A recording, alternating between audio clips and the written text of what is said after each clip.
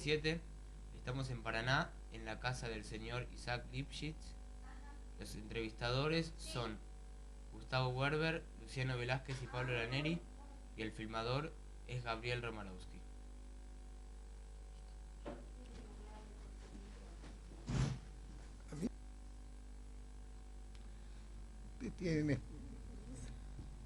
Te vas a preguntar. Para comenzar, ¿podría presentarse? Bueno, yo soy Isaac Lipschitz, tengo 71 años.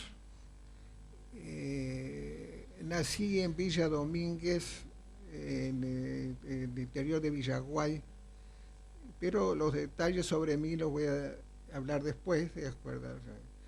Las preguntas son sobre mi papá, ¿cierto?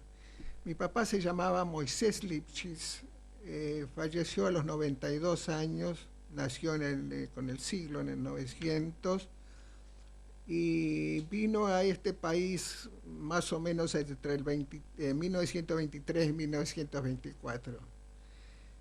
La vez pasada me preguntaba el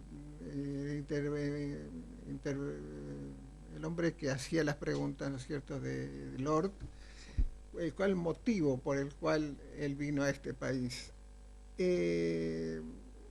En realidad no fue un problema económico, porque él era un buen artesano panadero y se ganaba muy bien la vida allí, ¿no es cierto?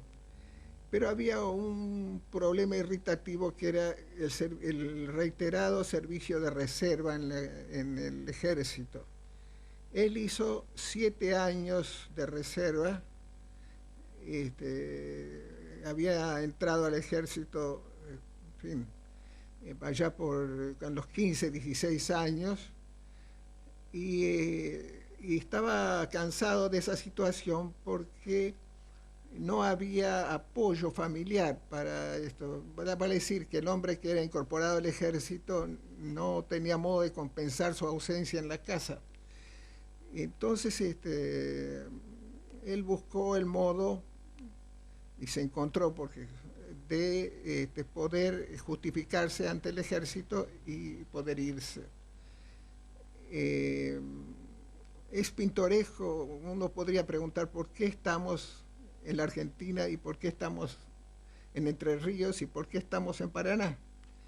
Y todas esas es una cadena de causas que todas tienen que ver con el judaísmo fundamental de uno, ¿no es cierto?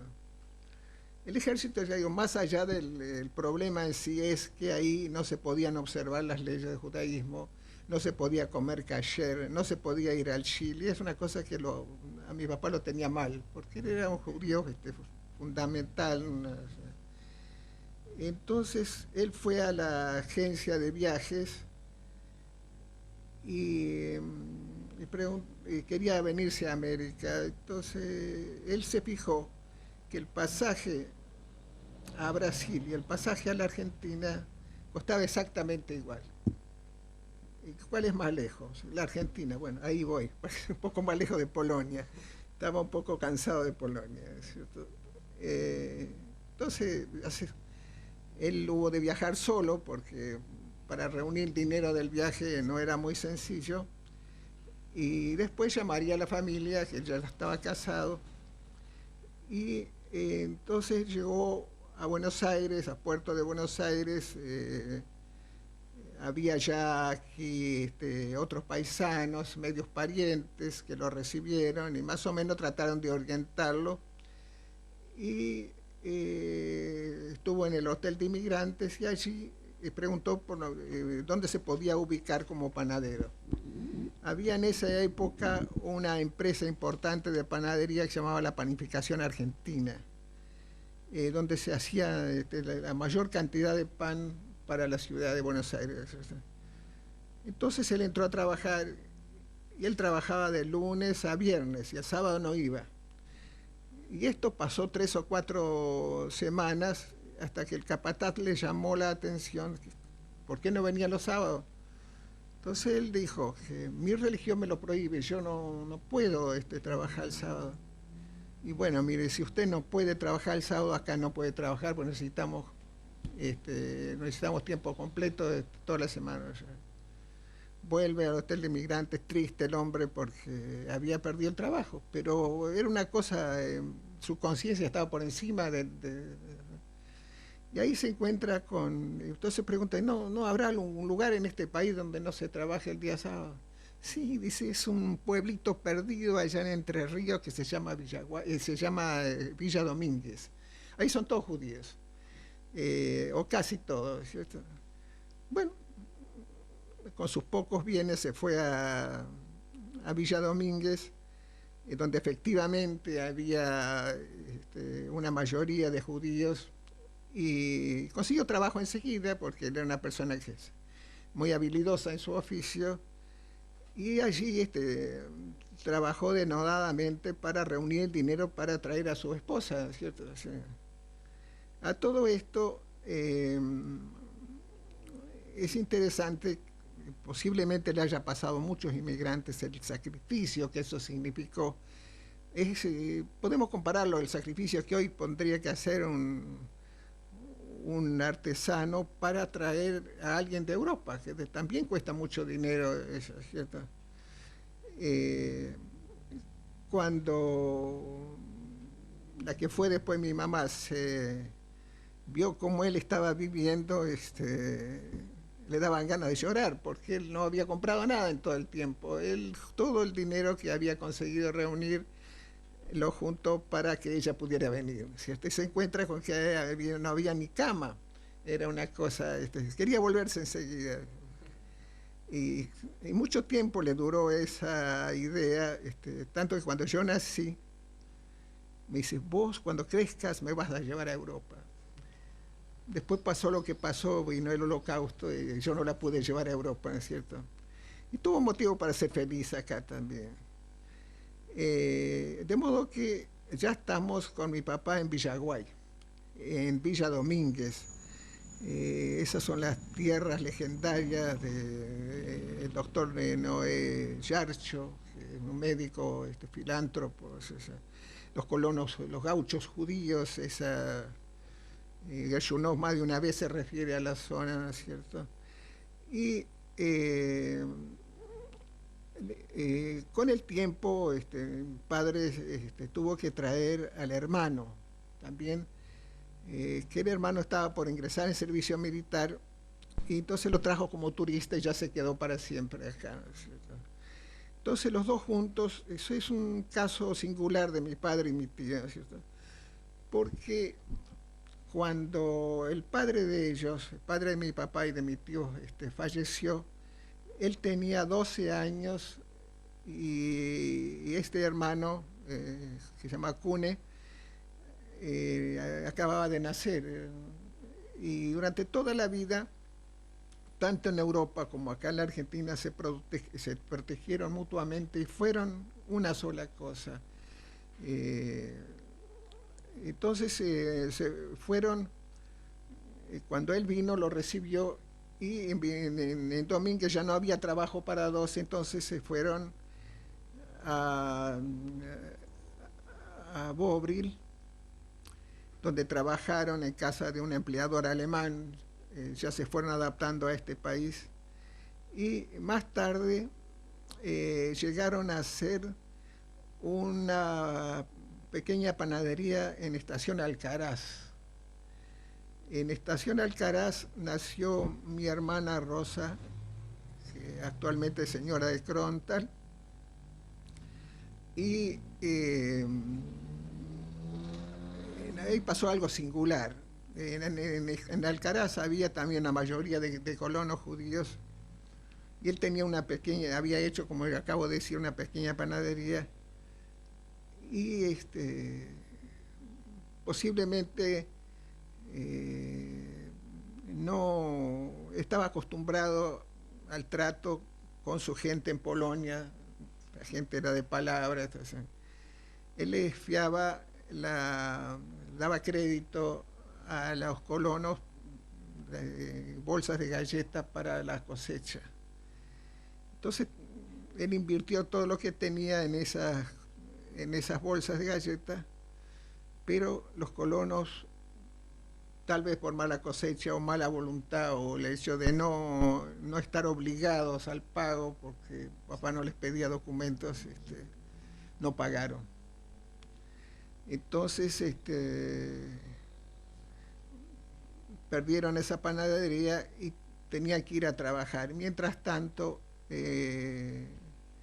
mamá y yo, que yo ya había nacido, fuimos a vivir a casa del único colono de buen corazón que había ahí, hasta que papá volviera a conseguir. Bueno, y después él se repuso económicamente y vinimos ya a Paraná Campaña, un lugar que se llama El Brete, que es cerca de acá. Históricamente es famoso ese sitio porque ahí fue una famosa batalla entre Artigas y Ramírez, donde Ramírez ganó y Artigas tuvo que huirse al Paraguay, donde murió finalmente. Allí en un ranchito teníamos nuestra panadería sin máquinas. Mi padre tenía unos bíceps así de boxeador, ¿no es cierto? Y se amasaba. Entonces entre papá y mamá amasaban y él salía a venderlo después al pan, ¿no es cierto? La vida dura. Voy a contar una anécdota de mi mamá, ¿no es cierto? Porque, qué sé yo, esto de contarles a ustedes es como si le contara a mis nietos, ¿no es cierto? Ya tienen ustedes edad de ser mi nieto. Mamá hablaba apenas, pero algo entendía. Y alguien le contó que allá lejos pasaba un hombre que había matado a otro hombre. Y ella se horrorizó porque ella nunca había visto un homicida, ¿no? Era una cosa. Entonces él fue, el vecino más próximo era don Juan Vega.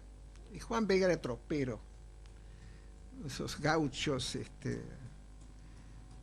y cuando ella estaba tan agitada y le cuenta a ese vecino, mire, ay, que el hombre, ajá, le dice. Y cuando se va le cuenta a otra vecina y le cuenta a su vez que ella había contado a Juan Vega. Y esa vecina se ríe, dice, Juan Vega es el mayor asesino que conozco, dice. En un baile mató a 5, dice, rompió el farol, dice, y mató a 5, dice. Mamá ya después no quería asomarse a la casa. Bueno, entonces ya de ahí vinimos, nos acercamos a esta ciudad en un lugar que se llama Los Corrales, y allí estuvimos un par de años y después compramos una propiedad en un lugar que queda acá en calle Elena de Rofo y calle Elena de Rofo, ¿sí? Y ahí nació mi otra hermana y mi tío trajo a su prometida de Europa. También nacieron sus hijos ahí, ¿no es cierto? En fin, ellos vivieron ahí más de 50 años con esa panadería. Después falleció el tío, después la mamá. Eso viene y después cuando papá fue viejito me lo traje a casa y él falleció acá a los 92 años. Los últimos años yo lo llevaba a la sinagoga, qué sé yo, hizo su vida. De mi papá puedo contar una anécdota que se me pasó antes, que es casi novelesca, ¿no es cierto? Pero me consta que es verdad. Fue cuando él tenía 15 años. Estaba en ese pequeño pueblo donde él nació y él ya era panadero. A los 15 años ya sabía hacer pan, ¿no es cierto? Entonces un día en Kieper vienen los cosacos hambrientos y encuentran todo cerrado. En Kieper, todo el pueblo de un shtetl de los judíos, ¿no es cierto?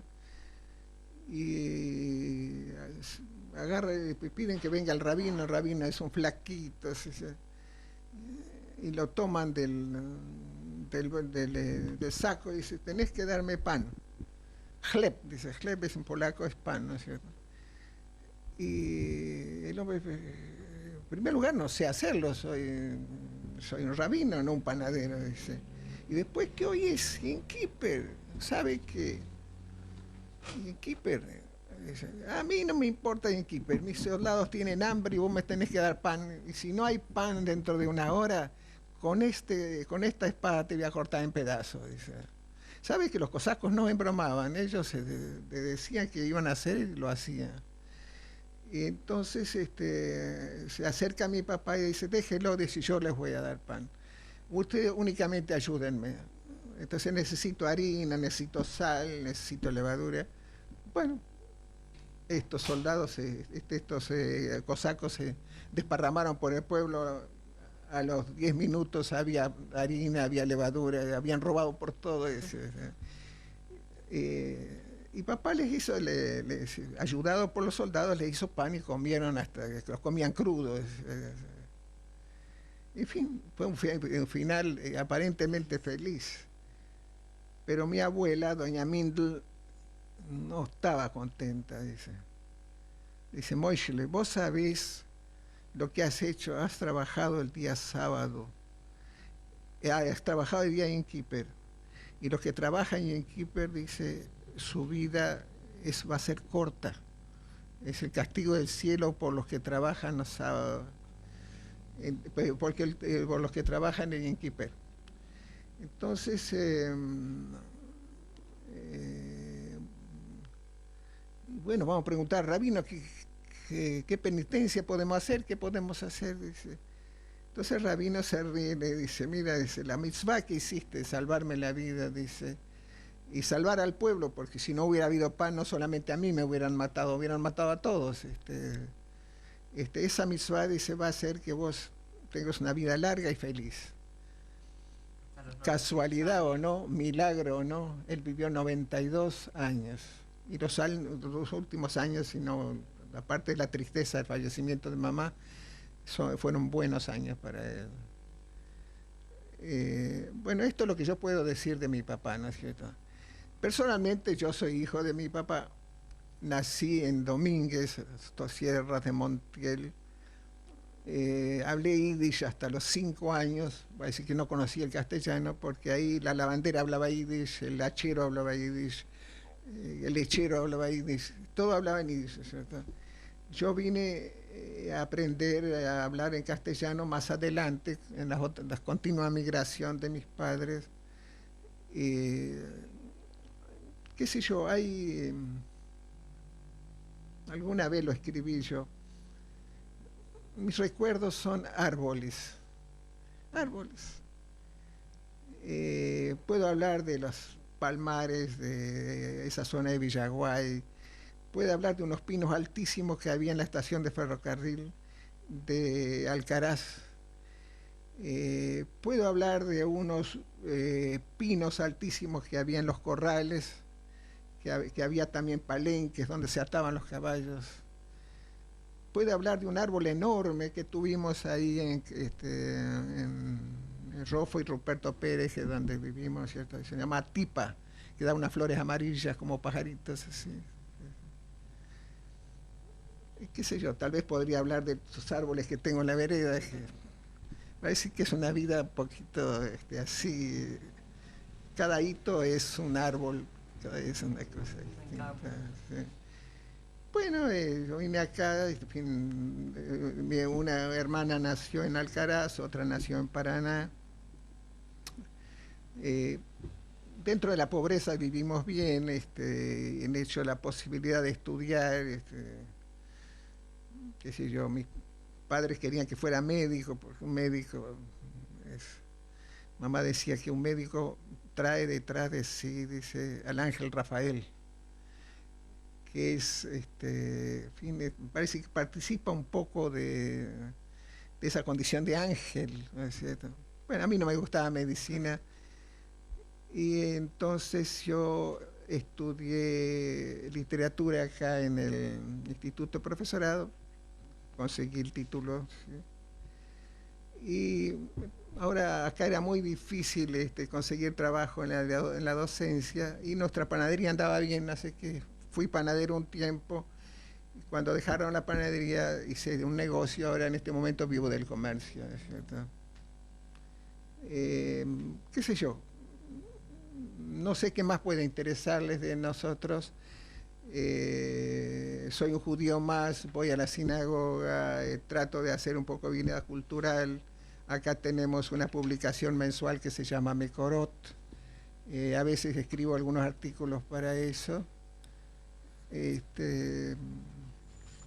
No sé, aparte de lo grato que me resulta ver gente joven interesada en las viejas historias, ¿no es cierto? Eran increíbles.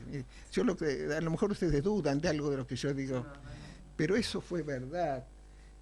Una gente que hacía pan con los puños solos, levantar, pruébenlo alguna vez, es como si metieran las manos en la arena, en lo profundo de la arena y trataran de amasarla. Es más, porque eso se pega. O sea, y mi papá lo hacía, tenía un bíceps de boxeador, no era muy alto, pero fuerte, que yo en la vejez empezó esa carne a aflojarse. ¿Sí? Qué sé yo, qué otra cosa. Ahora en fin, tengo un hijo abogado y otro psicólogo.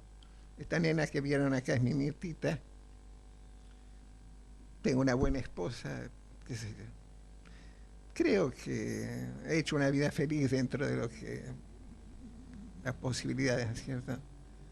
Después de todo, este es un gran país también. Bueno, no sé qué más les puedo decir. ¿Quieren preguntar algo? ¿Tiene algo más que contar? Y más, no sé si no se le ocurre alguna pregunta en especial, creo que está bien.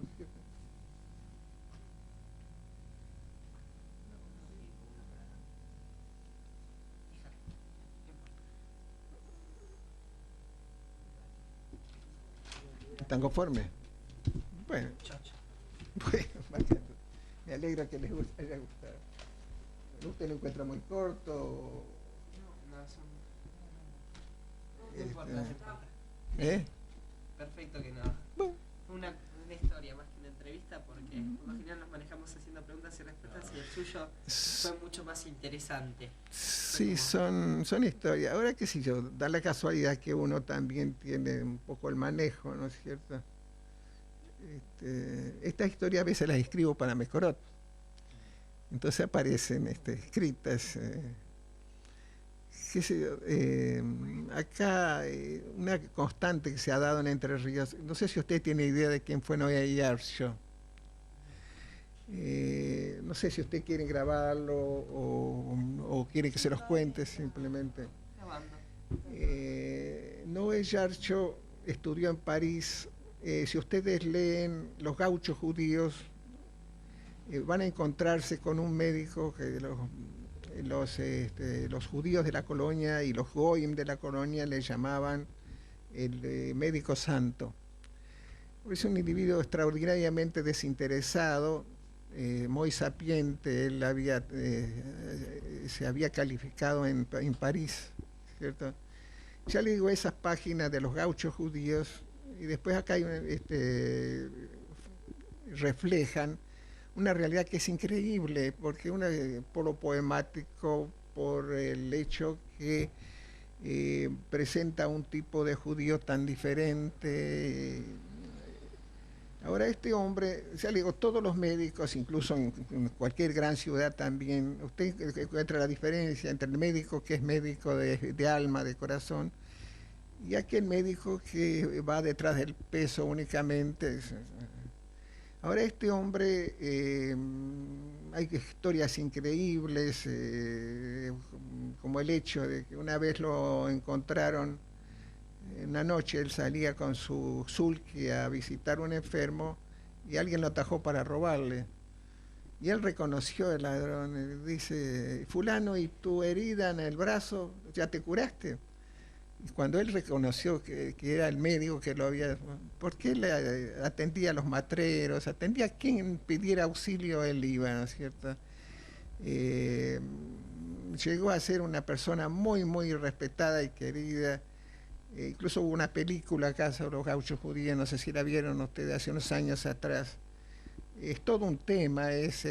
Acá hace poco se publicó un libro que se llama Los cuentos de la Bobe y una segunda edición que se llamó Los cuentos de la abuela gringa, y que están escritos por una señora, Susana Goldenberg, que se ha dedicado a esos temas también, y en forma de cuentos o tradiciones, fue contando todos esos. Qué sé yo, uno de esos cuentos se habla de un hombre que debía muchos favores al doctor Noé Yarcho, y quiso de algún modo pagar porque dinero no tenían. Entonces crió un caballito, un petizo, se lo va a regalar al doctor.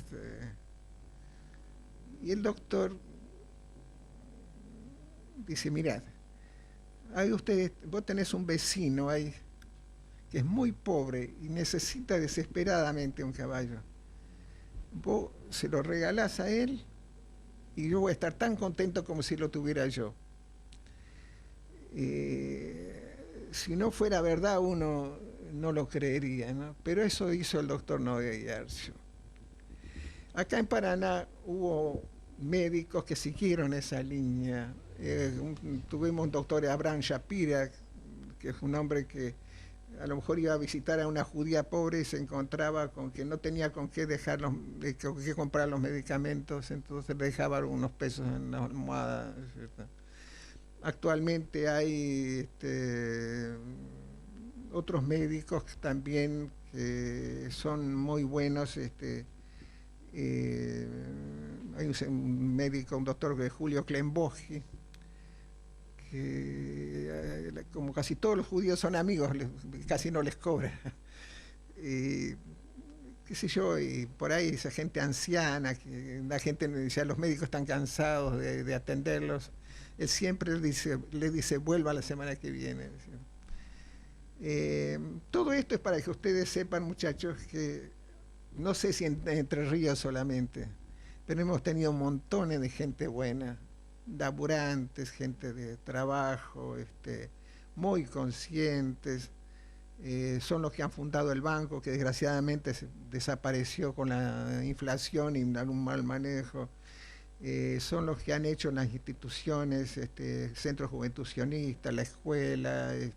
Ustedes vieron que eran edificios importantes, la asociación, gente que derrochó tiempo y su propio dinero, y muchas de las instituciones, los terrenos para las instituciones se hicieron en base a que uno de los socios compró y después la sociedad le retribuyó, ¿no es cierto? Nombres que están casi olvidados. Puedo hablar de Abraham Koltunov, que dio el terreno para hacer la asociación que está en 9 de julio y Carbó. Habrán estado ustedes ahí en aquella. Sí. Un señor Rottenberg que puso el dinero para comprar el terreno durante muchísimos años. Tuvo el banco cooperativo, que ya no existe, ¿no es cierto? Y así se hizo. Para el camping se reunieron varios socios y pusieron el dinero, ¿no es cierto? Así que ya les digo, hemos tenido gente de buen corazón, gente con visión de futuro. Yo voy habitualmente a la sinagoga acá en Calle San Martín, no sé si la conocen, es muy bonita. Lástima que no hubieran ido. Es muy bonita por ser, la remodeló justamente una hija de doctor Kleinbosch, del cual he hablado. Y entonces uno se encuentra con gente que cada uno tiene su historia, es como cada uno llegó a estar en Paraná, por todo. Y si usted se fija en el mapa de donde están los judíos ubicados, se encuentra con que la gran mayoría están dentro de las 5 o 6 cuadras de la Plaza de Mayo, el 1 de Mayo de Paraná, que a la vez están a 4 o 5 cuadras de las sinagogas. Porque existe aquello del Trim Shabbos, vale decir que no poder caminar más de determinada cantidad de cuadras una gente más modesta estamos más lejos, ¿no? Yo ya estoy a 10 cuadras pero igual me voy a pie. Bueno, si algo más les quedó por averiguar, yo no sé. En fin, les agradezco que hayan venido, siempre es lindo ver a los jóvenes que se han molestado para recoger estas historias, que a lo mejor son las historias de los padres de ustedes también, porque casi todos han sido colonos nosotros no fuimos colonos exactamente porque a los artesanos no les daban tierra, porque era un poco para sacar de la situación a gente que no tenía oficio. Por eso ni sastres, ni zapateros, ni panaderos, que era lo que había en Polonia, no los colonizaron, ¿no es cierto? Agradecemos nosotros también. Bueno, si están conformes, bájalo.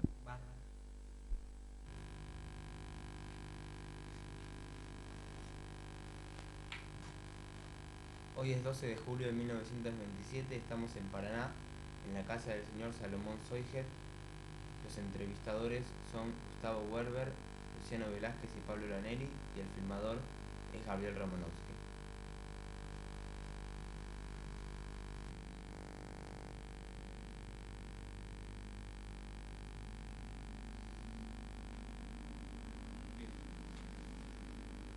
Para comenzar, ¿podría presentarse? Sí, soy Salomón Soijer, tengo 74 años de edad, casado con Esther Fratkin. De mi primer matrimonio tengo 3 hijas. Mi esposo tiene también 3 hijos de su anterior matrimonio. Cuéntenos de su padre, ¿cómo era la vida de su padre en Europa? Bueno, mi padre ingresó a la Argentina unos meses antes de la Primera Guerra Mundial, en 1914. Vino del pueblo de Dubosar en Rusia, que estaba en aquel tiempo cerca de Odessa, no sé si existe actualmente. Uno de los motivos era posiblemente, ya se vislumbraba de que empezaba el conflicto. Tenía 20 años cuando ingresó a la Argentina.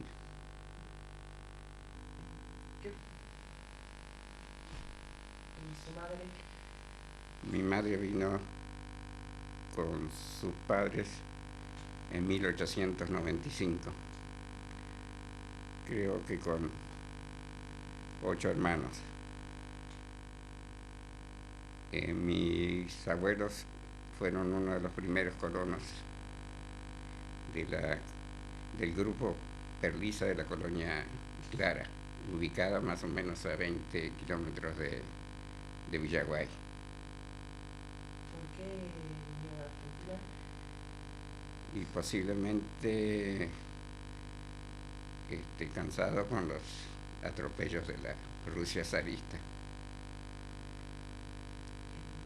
Cuéntenos lo que sabe de los viajes de su padre y su madre hacia la Argentina. Bueno, en aquellos tiempos se venían en barco, los inmigrantes venían en tercera clase.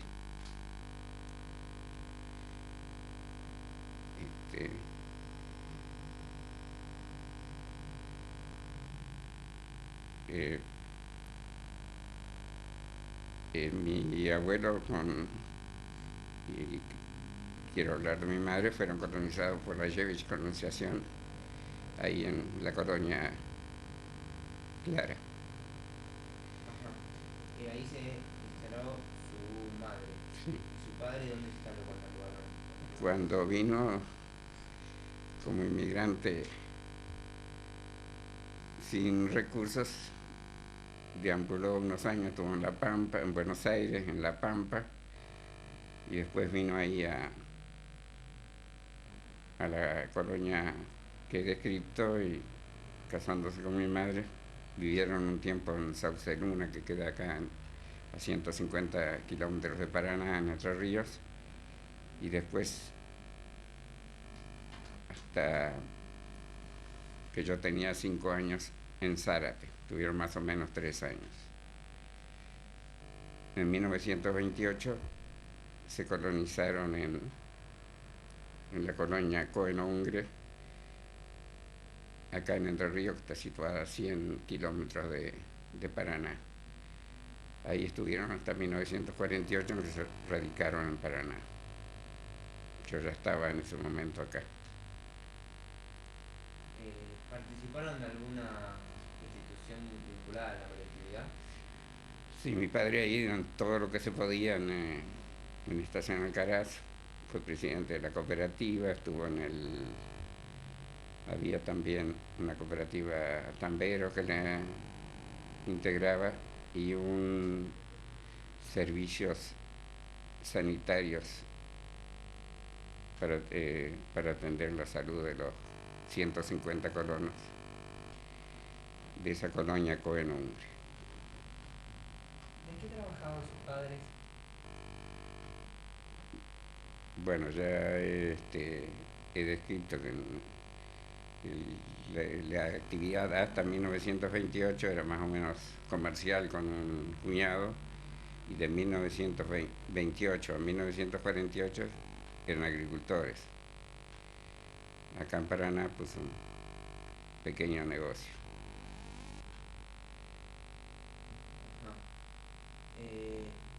Ellos fueron a escuelas judías. Sí, lo de mi padre fue en Rusia, porque cuando ella vino acá ella tenía 20 años. Mi madre ha ido a la escuela judía de la colonia y de Clara. ¿Cómo hicieron para aprender el idioma y manejarse acá? Bueno, a mi padre no le costó mucho aprenderlo, lo aprendió rápido, lo hablaba bastante bien. Y mi madre, estimo yo que lo habrá aprendido también ahí en la colonia, en la conversación con los gentiles.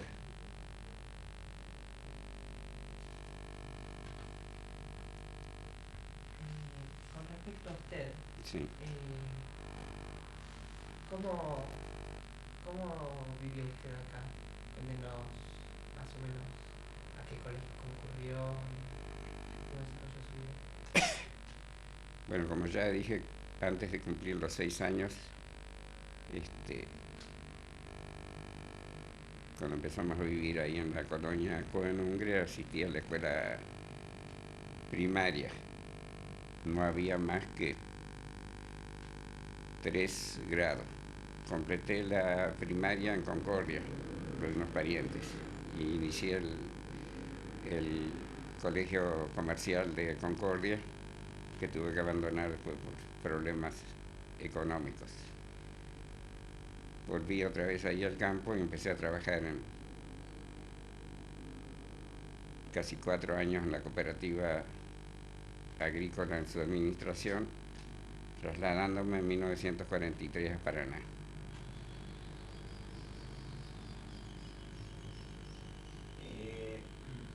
¿Usted en qué año precisamente llegó a Paraná? 1943. ¿Y cómo era Paraná en esa época? En cuanto a la colectividad, sí, ya tenía una colectividad bastante bien organizada. En ese momento había 2 instituciones, una era la Askenazi, que comprendía la actual Asociación Israelita, y la Chevra Kedusha, que era la administración del cementerio. Había también una colectividad sefaradí bastante numerosa, que hoy prácticamente está extinguida. El salón de los servicios religiosos es fundado por la colectividad sefaradí, que después se lo transfirió a la Asociación Israelita. ¿Usted formó parte de alguna institución? Bueno, ingresé más o menos en 1950 a la Asociación Israelita.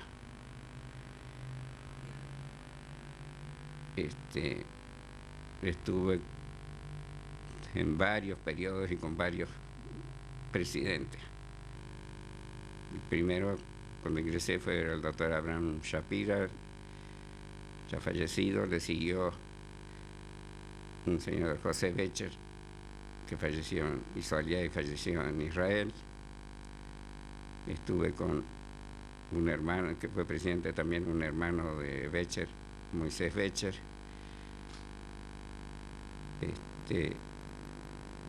Estuve con el doctor Abraham Mann como tesorero y actualmente estoy como revisor de cuentas con la actual conducción. Actué bastantes años en Campaña Unida, que en aquel momento contaba con 500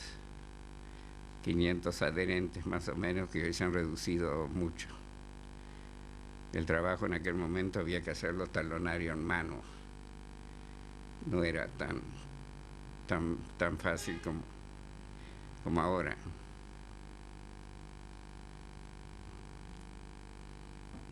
¿A qué se dedicó usted? ¿Qué trabajo tuvo? Bueno, yo desde el 43 al 50 ingresé como ayudante contador en una firma Slimovich que había acá, que era una de las firmas líderes de la colectividad judía. Y desde 1950 estoy trabajando por mi cuenta en una ferretería. ¿Conoce cómo era la vida de los inmigrantes acá? ¿Cómo vivían otras personas ajenas a su familia? Bueno, acá en realidad cuando yo vine ya inmigración en el 43, ya inmigración judía ya no había. Te puedo decir, por ejemplo, de ahí de Cohen-Ungre, más o menos en 1936 vino la inmigración de judíos alemanes que se colonizaron ahí, que a raíz de la persecución del nazismo eligieron la Argentina. Había entre ellos gente que poseía inclusive títulos, gente ilustrada.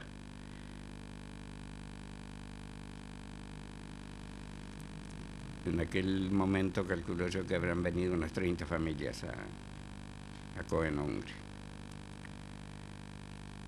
También a unos 50 kilómetros de Cohen-Ungre estaba la colonia Víctor, que fue poblada en su mayoría por inmigrantes judíos alemanes.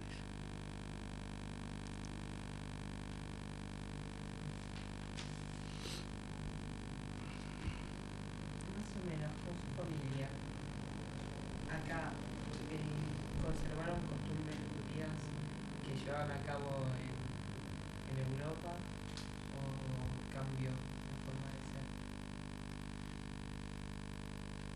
Y acaso en Paraná hemos reportado todas las tradiciones,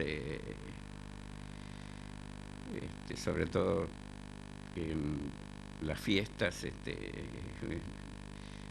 pero estimo que en algo ha variado, porque en la casa al principio en la casa de mis abuelos maternos se comía únicamente kosher, nosotros no lo hicimos, quiere decir que ellos lo trajeron de Europa. Yo tenía un tío en Villa Domínguez, un comerciante, que el sábado, por ejemplo, cerraba el negocio, comían ahí, se comía kosher únicamente. Los demás, bueno, fuimos cambiando las costumbres. ¿Qué festejos realizaban en la familia cuando en la casa de sus padres? Y los festejos tradicionales de Pesaj, sobre todo Rosh Hashanah, Yom Kippur. ¿Su familia participaba en las fiestas patrias argentinas? Sí, sí, sí.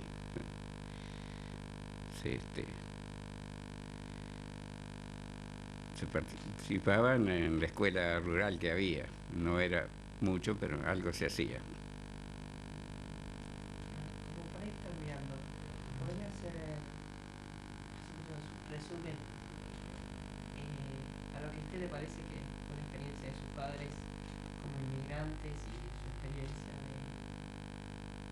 acá en la época del 40?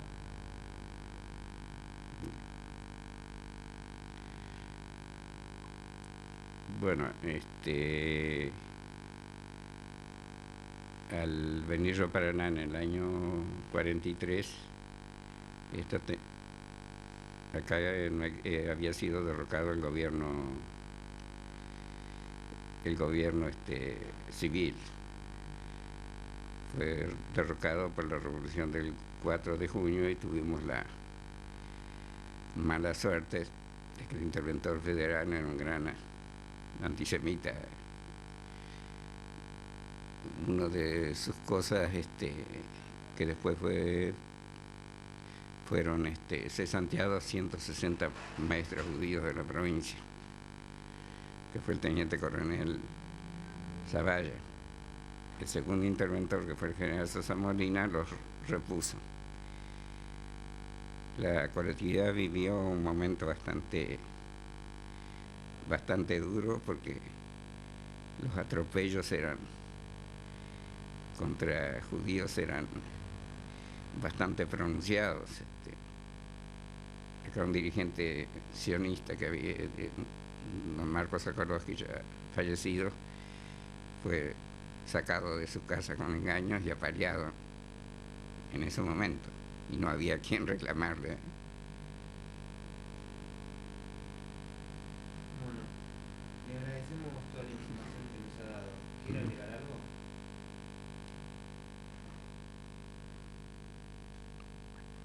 Bueno, ¿qué agregar sobre la colectividad acá? En Paraná tenemos una colectividad nucleada especialmente junto a la Asociación Israelita, que mediante una cuota única, de acuerdo a las posibilidades económicas de cada familia, le permite gozar de todos los beneficios que brinda la institución, desde escuela hebrea gratuita, recreación en el camping sin ningún desembolso adicional, recreación para la juventud también en el Centro Juventud Sionista. No sé si lo han visitado.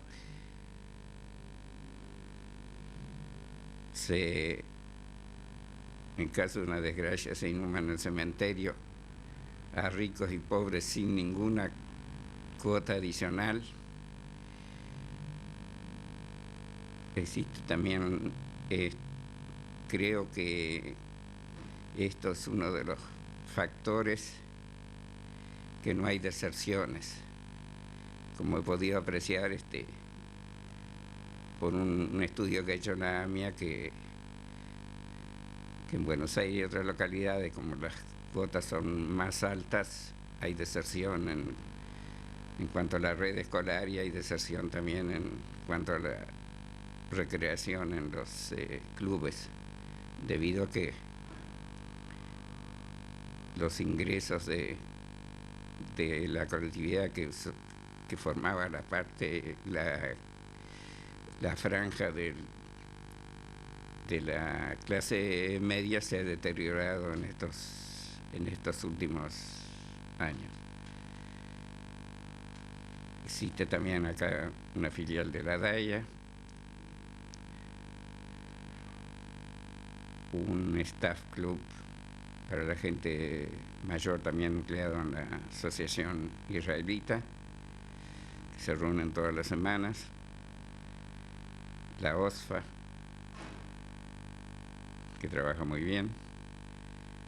En fin, creo que es una comunidad bien organizada y que a pesar de las dificultades monetarias y de ingresos que sufre y que ha tenido, va cumpliendo todos los servicios. Bueno. No, con esto terminamos. Bacano. Muchas gracias. Muy bien. Bueno, para empezar, ¿se podría presentar, por favor? Bueno, me llamo Esther Fratkin de Soiget, tengo 67 años, ama de casa, y puedo decir que hasta hace unos meses dedicada a la comunidad, a trabajar en diferentes entidades, en diferentes cargos.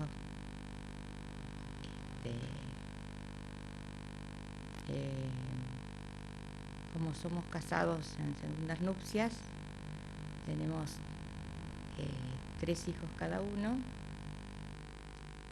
Yo tengo una hija acá con 4 nietos. Uno de mis hijos hizo Aliyá hace 11 años en Israel. Tengo 2 nietas hermosísimas. Alto. Y otro hijo que está en Barcelona, España. Cuéntenos de sus padres. ¿Qué edad tenían cuando emigraron acá y qué razón? Bueno, mi madre tenía apenas 2 años cuando vino. Mi abuelo era un hombre relativamente joven que, como dije, fue primero a Inglaterra, a la casa de un hermano, a trabajar de sastre. Bueno, se enfermó de la vista y como no querían volver a Rusia, porque ya los pogroms se hacían imposibles también, en Rumanía, perdón, supieron de la organización que auspiciaba el Barón Hirsch, la Jewish Association Colonization, y decidieron venir entre las 3 opciones que le daban, Palestina, Brasil, Argentina. Decidieron venir a la Argentina, ya que sabían que muchos correligionarios de ellos venían hasta estas tierras. Mi abuela vivía en un pueblito de Kajovka, cerca de Kiev, y eran panaderos, tenían a su cargo una panadería muy grande con empleados. Y mi abuela tenía a mi papá de 2 años, y también la vida se puso tan insegura que ya penetraban a los pueblos los cosacos y saqueaban. Entonces consiguieron también, sabiendo de esa institución, porque había gente que la difundía, no era que lo sabían del aire, y mediante un pago a los rusos para poder salir, salieron una madrugada. Ella era casada en segundas nupcias, mi papá tenía 2 años nomás, ya se había casado con el que yo conocí como abuelo, que tenían 6 hijos, así que arrastrándose por entre los alambrados, tapándole la boca a los chicos para que no lloraran, pudieron salir de la frontera, diríamos, e irse hacia Odessa a tomar el barco que venía a la Argentina. En ese, no sé si quieres que siga, en esa travesía, Mi abuela, que viajaba sola con los chicos, porque mi abuelo se había ido antes a juntar un poco de dinero para mandárselo. Estaban, bueno, en unas condiciones muy paupérrimas, ¿no es cierto? Estaban en cubierta, los chicos podían salir nada más que 2 veces por día a cubierta, y mal alimentados. Pero siempre se acordaba mi abuela de que la gente que estaba en la cubierta de primera siempre les mandaba comida para los chicos, porque les daba lástima la falta de alimento que tenían. Mi abuela se mareaba mucho y casi todo el tiempo se tenía que estar en cama. Así que fue bastante duro, y por fin llegaron al puerto de Buenos Aires, donde estaba esperándola mi abuelo,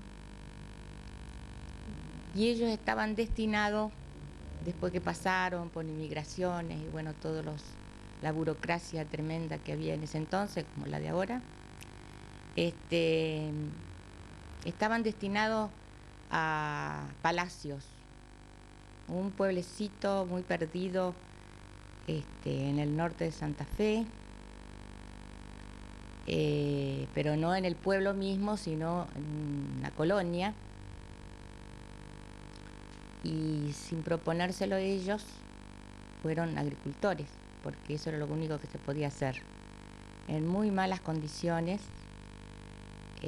porque el gobierno de la provincia de Santa Fe, pese a que se había comprometido a tener casas y elementos de trabajo, no preparó lo suficiente.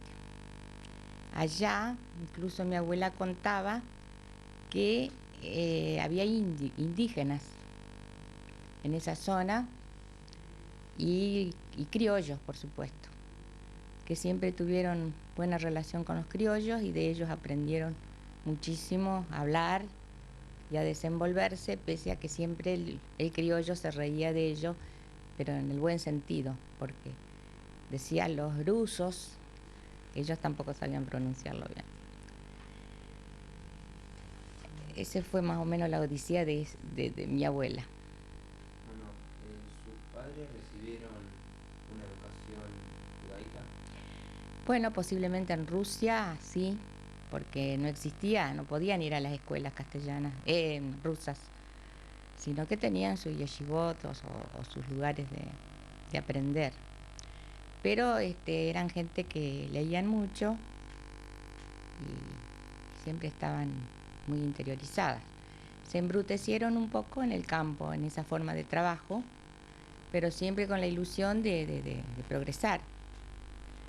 Y bueno, después mi abuela, cuando hubo una gran epidemia de tifus entre los chicos, murieron muchos chicos, decidieron tratar de irse, y la mamá de mi papá, con el abuelo y los 6 hijos, se fueron a Baso Bilbaso, a Entre Ríos.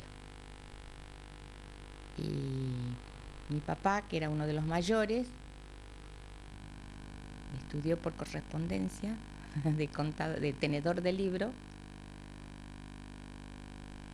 y bueno, después se tuvo que ir a Buenos Aires a recibir, en ese entonces, en 1915 más o menos.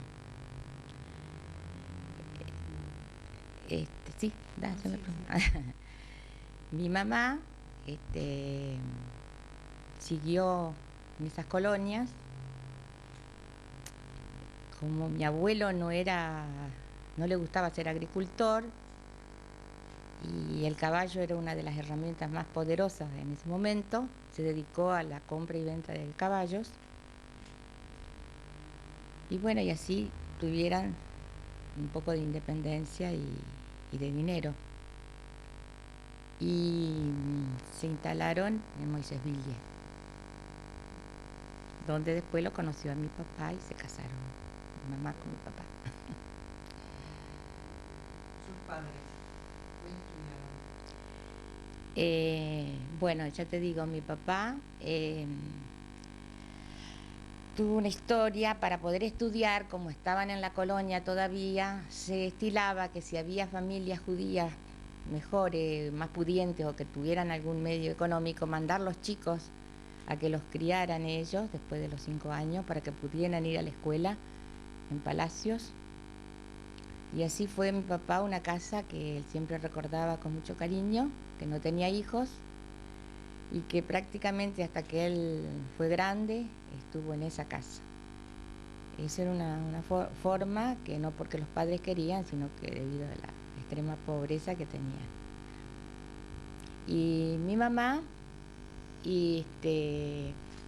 cuando estuvo en Moisés-Ville, bueno, allá era un pueblo evidentemente todos judíos, no existía todavía el gentil, ¿no es cierto? Eran todos judíos. Así que iba a la escuela y aprendía yiddish y castellano, hasta 4º grado, que era lo obligatorio en ese momento. Siempre respetando las costumbres que traían de Rusia, ¿no es cierto?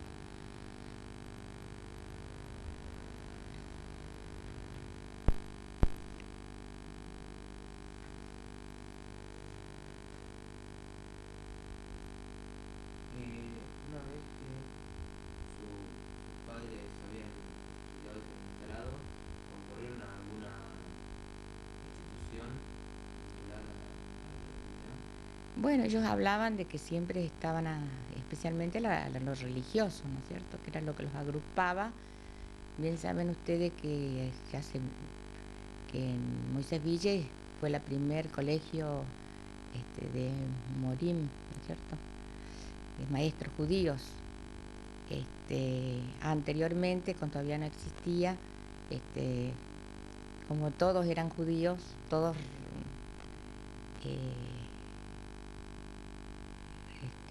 estaban en lo mismo, ¿no es cierto? Pero los nucleaba más la parte de religiosa.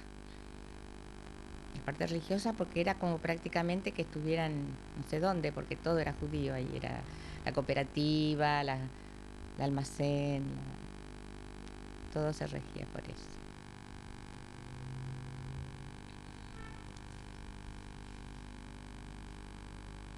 ¿Dónde se casaron sus padres? En Moisés-Ville.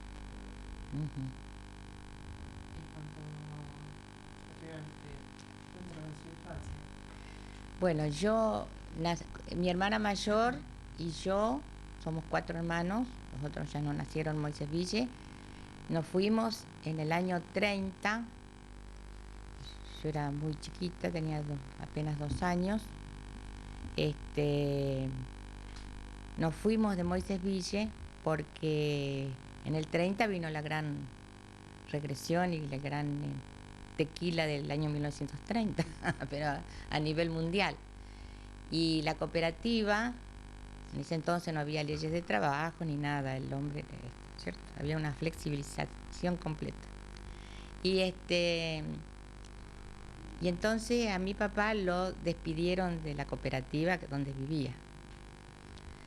Y estuvo tan enojado, cuenta mi mamá, bueno, que nos fuimos de Moisés-Ville, fuimos a Santa Fe. Y en la vida de él quiso volver a Moisés-Ville, pues se sintió tan dolorida, ya tenía su casa, sus 2 hijas, y lo despidieron del trabajo. Bueno, se sintió muy herido y nunca más volvió a ese pueblo. Así que mi infancia yo la pasé parte en Santa Fe y parte en Hernandarias, otro pueblo, porque como ya les dije, mi papá era tenedor de libros. En ese entonces se iba de un lado a otro a buscar trabajo y bueno, siempre felizmente se encontraba. Después tuvieron 2 hermanos más, ¿no es cierto?, dos hijos en Paraná. Y ya cuando teníamos nosotros las mayores, 12 años, decidieron venirse a Paraná porque querían que estudiaran y que estuvieran dentro de la colectividad, porque eran pueblos que no existían judíos. ¿Y usted, en su casa, festejaban las fiestas judías? Sí, se festejaban todas las fiestas tradicionales, Pesach, Purim, se recordaba, bueno, Shavuot, Hanukkah, todas las fiestas, y con gran énfasis Rosh Hashanah y Yom Kippur. ¿Usted ya mayor concurrió a alguna institución? Bueno, la Asociación Israelita cumple ya, ¿cuántos, Salomón? 90 años, 85 años cumplió. Siempre, ajá. Entonces, siempre hubo vida judía en Paraná. Y se trataba de que los jóvenes nos agrupáramos en el incipiente Centro Juventud Sionista de hoy, que era nada más que unas piezas. Había Ken también, había algunos Ken después cuando fui más mayor. Y bueno, y se bailaba con la radio. Y nos visitábamos con Santa Fe, pese a que teníamos que ir horas enteras de balsa. En ese entonces no existía el túnel, se cruzaba con un vehículo que demoraba como 3 horas cruzar el pedazo de río. Después de casada, en mi primer matrimonio, ya teniendo mis 2 hijos mayores, empecé a trabajar en la Bitso, la OSFA, y así seguí mucho tiempo. Quiero decir que casi nunca estuve sin tener algún cargo directivo. Y hará unos 10 años atrás empecé a trabajar ya en la comisión directiva de la asociación, llegando hasta vicepresidenta de la asociación hasta el año pasado. Y en Bitso lo tengo ya como parte mía, sigo trabajando igual y es como que lo tengo incorporado a ese trabajo y me parece que lo voy a seguir siempre. Tuve la suerte de que mi hijo hiciera Aliyá. Él estuvo trabajando nada que ver con lo que él fue ahora en Israel, que fue a un kibutz de la Shomer HaTzair, pero él en Betar, todo un grupo de chicos, casi la totalidad hizo Aliyá ese año, en 1985.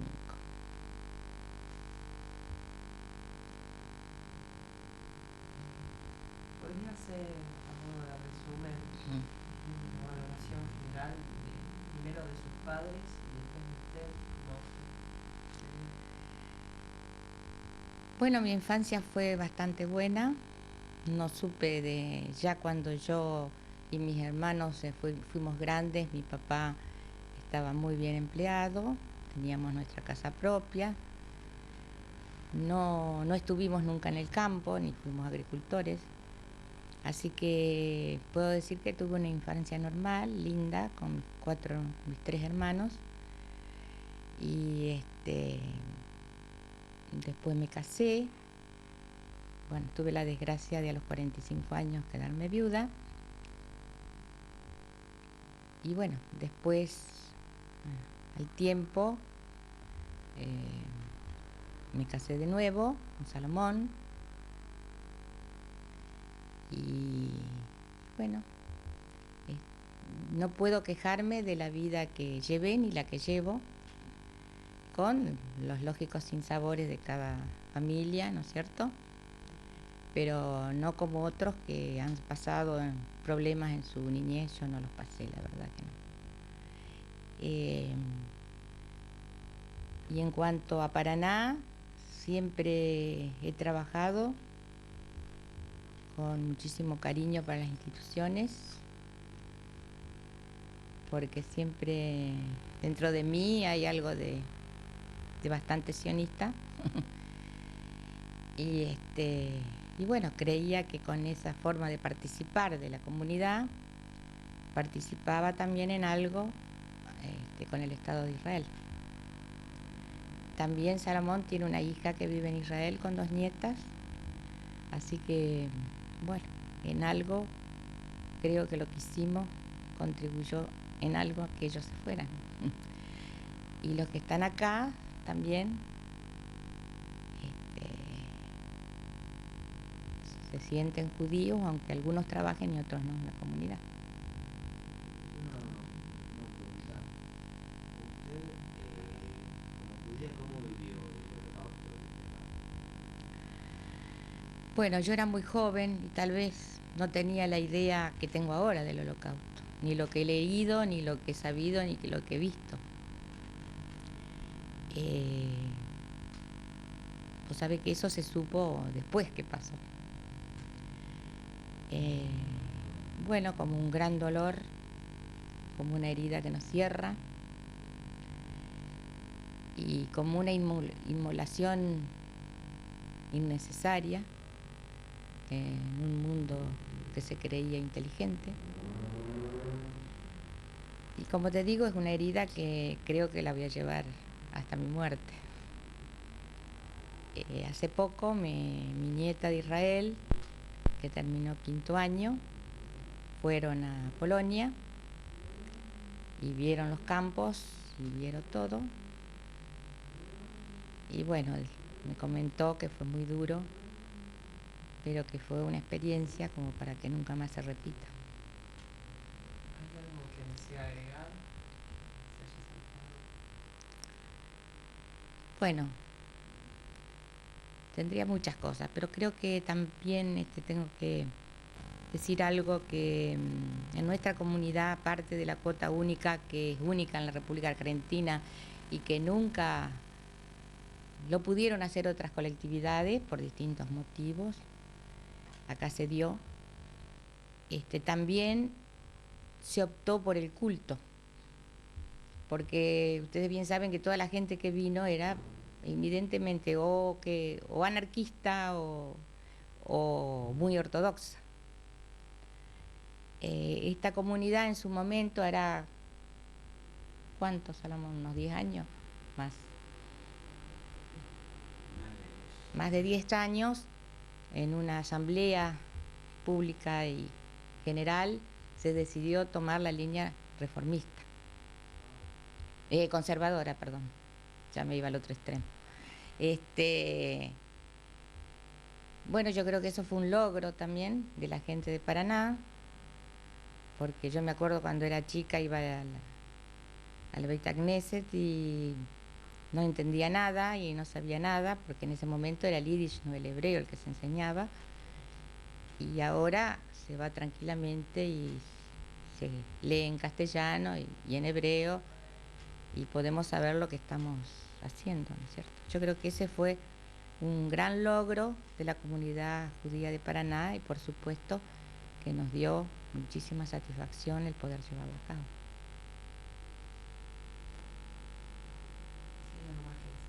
No, creo que hablé bastante. Les agradezco mucho el interview y espero que les sirva de algo todo lo que uno recuerda. Y como dijo mi nieto que está acá presente, vos escribilo todo eso porque cuando vos te mueras, ¿quién nos va a contar? Y me parece, claro, y me parece excelente que la gente recuerde y que lo escriba también o que lo dé o que en una entrevista lo pueda contar. Les deseo mucha suerte en su trabajo y bueno.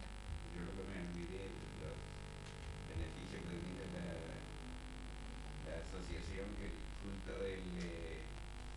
también es sin cargo a algún servicio de sinagoga y también los asientos en las festividades. Todo entra en la cuota única. Bueno. ¿Quieren tomar un tecito, un café? No, ¿por qué? ¿Por qué? Un pedacito de torta.